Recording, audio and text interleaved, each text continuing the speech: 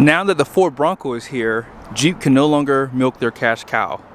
So for 2024, Jeep did refresh the Wrangler, and surprisingly, there are some nice updates to this thing that we're going to go over in this video. Special shout out to Larry H. Miller, Chrysler Jeep Dodge Ram here in Sandy, Utah. If you are in the market, they just got this in, and I'm going to do a quick walk around to show you guys some of the updates and some of the features that it now has. So this is the window sticker for the Wrangler we're going to be reviewing today. Base price is right here. And be sure to pause it for the colors and the standard equipment.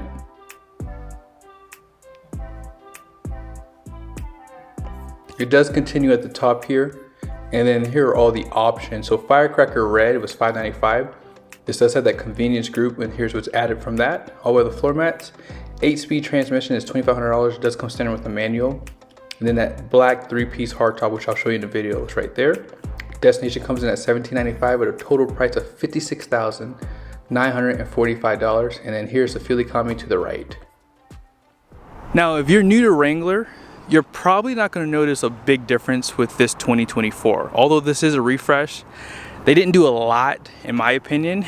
The only difference I see up front is the 7 slots in the grille are slightly refreshed. Headlights and your accent lights on the side here are pretty much a carryover. LED fog lights down below. And this bumper is plastic. Now you do have a little bit of protection right here. That's pretty much plastic as well. And then not much skid plates going on below here. Kind of see some of the suspension there. And then here's the hood. Love these heat extractors that they give you. And then off to the side, you do have 10 new wheel designs for Wrangler. And I do like these restyle wheels. They have a nice appearance to them. And they are wrapped in a BFGoodrich all-terrain tire. And these are the Baja Champions, LT 285/70/17. And in case you were wondering, these are basically 33-inch tires, rounded off 32.71 inches to be exact. Now I would have liked for them to have done something a little different with the fender flares. They're just finished in plastic. Same thing goes for the mirror caps and the door handles.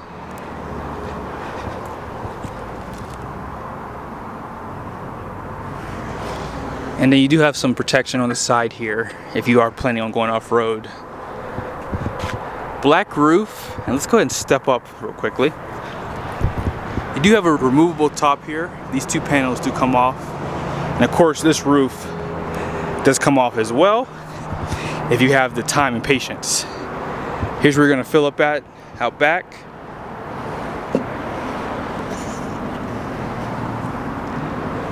Taillights are pretty much a carryover too.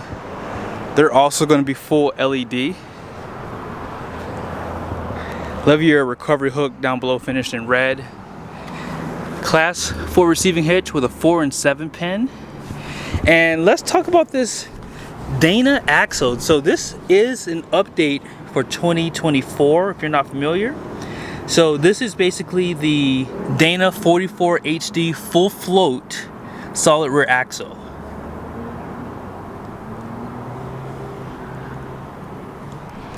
Backup camera's right there with your full-size spare.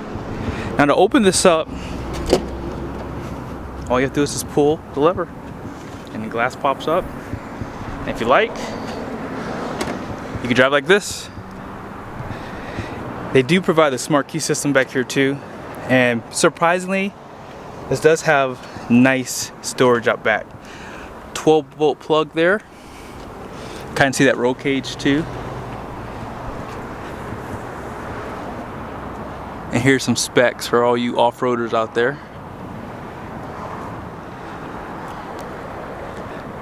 And you can kind of see that red in the shade too. Now let's go ahead and pop the hood. I always show this because sometimes it could be a chore to do this.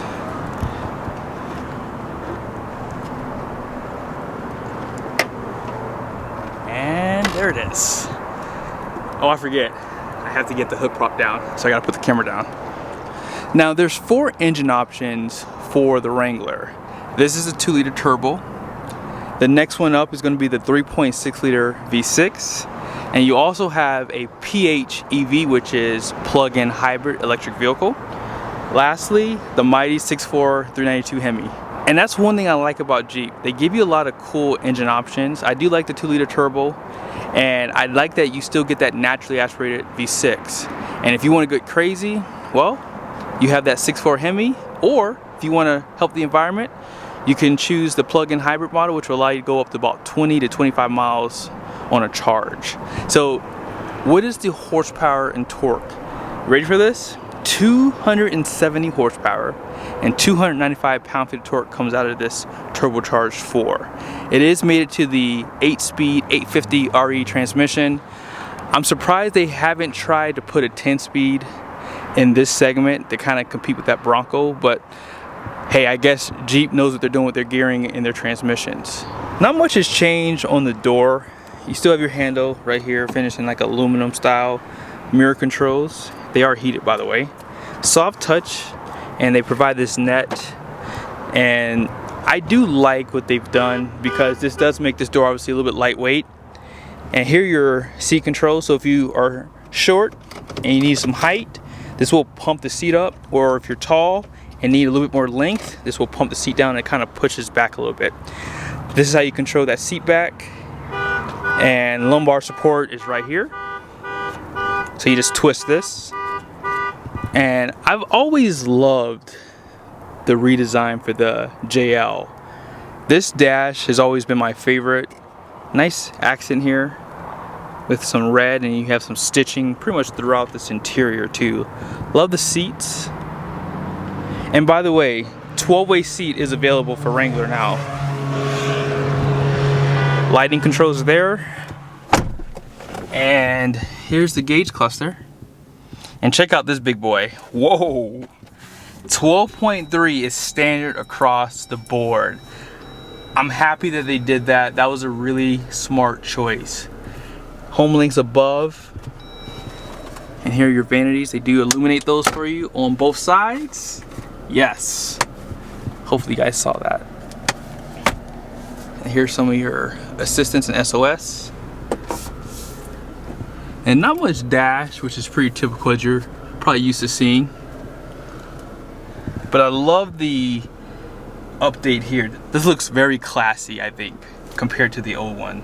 And they had 2 screen sizes too in the past, and this is probably almost double the size. Now let's kind of go through this screen here. They do provide these arrows, and you can push the OK for some selections there. But this was first page, so if you push OK, you can change it to kilometers pretty easily. And this is my favorite. This is the vehicle info page, so you can pretty much monitor all your information if you're going off-road. Off-road, you can see whether your Wrangler's in 2-wheel drive, 4-wheel drive. And then you have adaptive cruise control, and you can monitor that there. Love the layout for your MPG and fuel economy. And then this is your trip information. Stop start. Audio. Messages, so if you have an error with this, it'll come up here. And you can hit OK to set up the screen. So you can pretty much change the information in the upper left, upper right, and you can actually, looks like you can turn on what your current gear is in. So, oh yeah, so it shows you a little 1 next to it. I love that they do that. The odometer, you can probably add a decibel to it, or you can hide it. Actually, that's all you can do. You can just show it, or you can hide it. And that is pretty much it.